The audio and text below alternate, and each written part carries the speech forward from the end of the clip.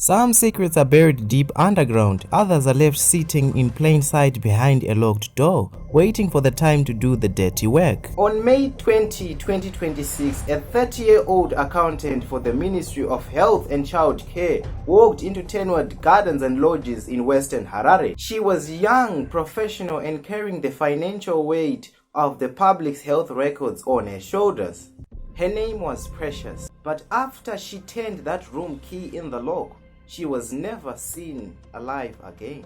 It took weeks before anyone stepped into room 12, and when they finally did, what they found triggered a scandal reaching the highest offices of the Zimbabwe Republic Police. Did a young government worker carry a fatal secret into that room, or did someone make sure she never walks out? If you are new to the channel, please subscribe and get this video to 500 likes and join the Drinker Mafia. May 20, 2026, in the bustling corridor of the Ministry of Health and Child Care, 30-year-old Precious finishes her shift.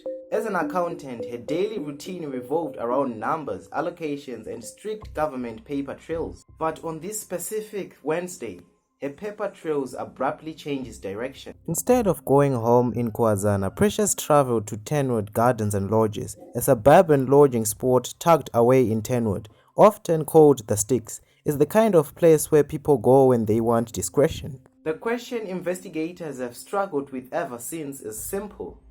Was she meeting someone she trusted, or was she running from someone she feared? She checked in, the room was booked, but within hours her mobile number stopped transmitting. Messages were unread, calls went straight to voicemail. For her family, an agonizing silence began, a silence that would stretch from days into weeks. Inside a public ministry, an accounted absence usually triggers administrative flags. Inside a family home, missing a daily check-in creates instant panic. Yet, as May bled into June, the trail remained cold. No bank movements, no signal tires pinched. Consider how difficult it is to completely vanish in modern Harare. Digital footprints, cell tower handoffs, security checkpoints, everyone has a footprint. Yet Precious seemed to have dissolved in thin air the second she entered past the reception desk at Tenwood's Garden. And inside room 12, the air was quietly turning foul. July 2026, the silence breaks in the most horrifying way possible. Staff members at Tenwood Gardens finally investigate an undeniable, suffocating odor coming from the room. When the door swings open, the truth is revealed. Precious had never left. Her body was discovered in an advanced state of decomposition. In forensic science, time is the ultimate enemy. The longer the crime scene sits undiscovered, the more biological evidence, fingerprints, and fluid dynamics vanish into thin air. The time officers arrived, the timeline had already shattered. On July 10, 2026, investigative journalist breaks the exclusive report in Newsday. The headline immediately sends shockwaves through Harare. When local officers from the Kwazana police jurisdiction arrived on the scene, basic procedure dictated securing every inch of the premises. But key anomalies immediately surfaced. How did a commercial lodging establishment operate for weeks without inspecting any occupied room?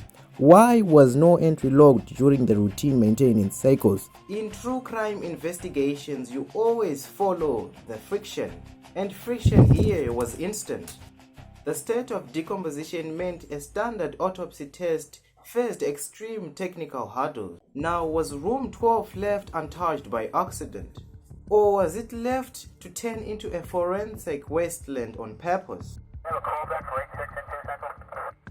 Frustrated by delays, unanswered questions, and what they perceived as a systematic attempt to brush the case under the rug, Precious's family decided to strike at the top of the chain of the command. They drafted an unprecedented formal petition directly to the Police General Commissioner. Their demand wasn't just for answers, it was an explicit public accusation.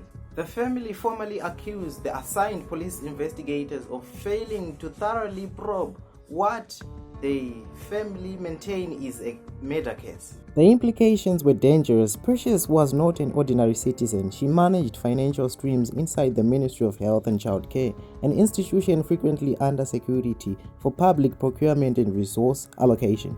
Did her death stem from the personal dispute, or did her position make her liability to someone powerful? As the petition rests on Commissioner General's desk, the case remains poised on the razor's edge. Who checked into room 12 with Precious on May 20? That was a question. Who retained the secondary keys? That's another question. And why did local police hesitate to treat the room as an active homicide scene from minute one? Precious was 30 years old. She had a family, a career, and a future. Today, her family is not just fighting for closure, but for basic competence in search for her killer. As long as the doors for room 12 are left shadowed in secrecy, one question will continue to echo around and across Harare. Who killed Precious and who is helping them cover it up? I am Jacob Drinker. If you appreciated and enjoyed this video, please give it a like and subscribe for more of this content. Peace. Give me the beat,